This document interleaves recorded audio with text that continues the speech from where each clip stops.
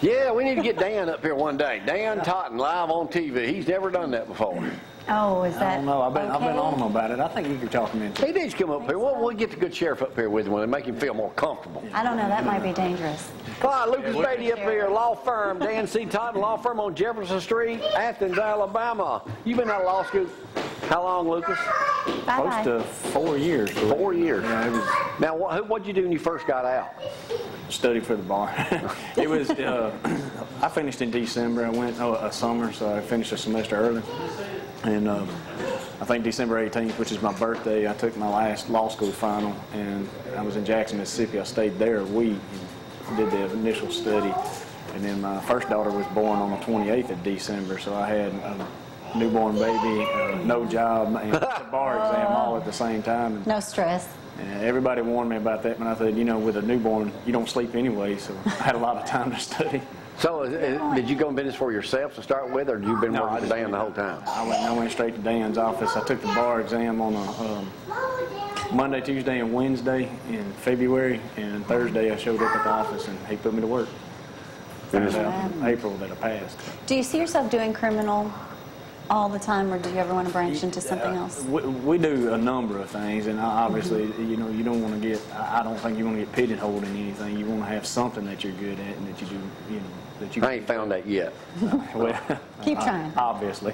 But yeah, we'll branch into other stuff. But I do always want to do some criminal defense. Criminal defense is probably the least lucrative as far as the practice of law goes, but I don't know any other area where I can help people as much as I do in the area that I'm doing. You know, I always hear the question, you know, and I see some of the people you represent, and you and Dan both, you say, man, why do they, because you're appointed to a lot of stuff, and a lot of people call you too, though, and you say, man, why would they do that? But you're going to do. Why would we represent them? Yeah, why would you represent this people? It's a lot easier than what I thought at first. You know, you ask yourself that question in law school, and you read these cases, and you're just like, how can you do that? How can you do that? But you know, there's a person and there's another side to it, and very rarely is the paper version, the newspaper version, the inaccurate. It's always kind of one-sided. Mm-hmm. Oh yeah. Mm-hmm. They'll get the media will get the general theme of the story correct, but the details. So how do you find out that little intricate thing in there that's going to maybe set your client free? Just every case is different. You know, somebody might have forgotten to do something, you know, didn't turn a stone over or whatever. Sometimes the prosecution will slip up. I mean, we're essentially in a grading papers type role. We sit there and try to make sure they do their job. Reminds you of the movies, and you're watching a big thriller. Yeah, yeah. I mean, it's got to be stressful for the prosecutors because they have, you know, they have trained attorneys looking at them, make sure they do all of their job. You know, I didn't know. This is my ignorance of the law, but I saw this Oscar Pistorius trial thing, you know, over there. The prosecutors are going to appeal the sentence and retry it and get him for murder. It's kind of unheard of, isn't it? He got 5 years, and he'll probably be out in 10 months. They're South Africa. Yeah, yeah. I'm not going to comment on that law. I don't have any clue what their system is. It'd be a little different. But they're doing it, you know, they're appealing. Mm-hmm. But look at what Amy Bishop's doing here. And, you know, she entered a guilty plea. Now she's wanting to, you know, to set it aside. And you know, I commend the DA over there in Madison County. He's coming up with some of the best comments I've ever heard a DA say. But she got an ugly haircut too, in case you ain't never noticed. She's weird. Huh? She's weird. I think her lawyer did her a fantastic job, really. Mm-hmm. And of course, you know, working with the DA now, she's wanting to set aside. I don't know if she may be wanting the death penalty. Do you have any recourse if you're appointed to someone?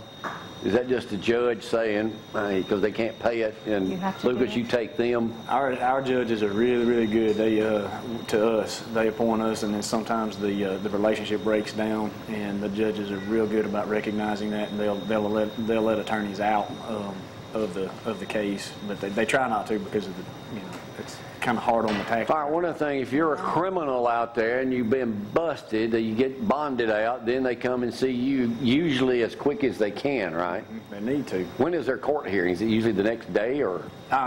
No, if you make bond, you're generally going to have a little while before you next court. If you don't make bond, you should be in front of a judge within 72 hours. And it's free consultation. Right.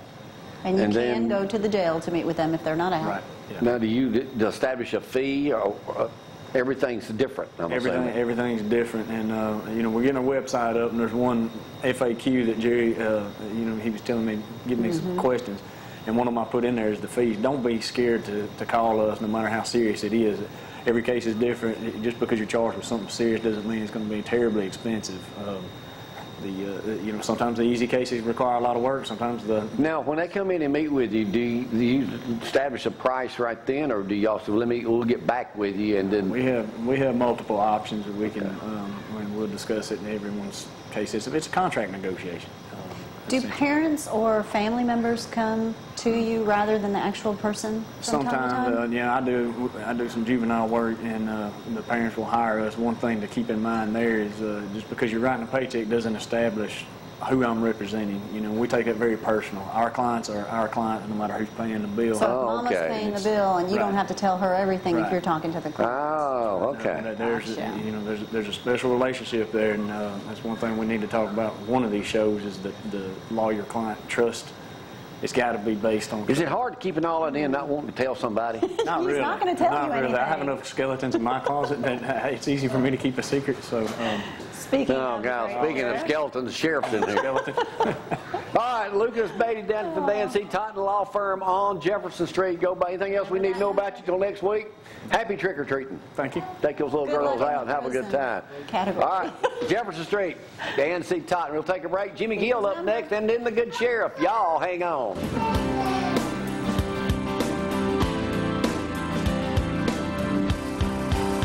Don't go to loving me.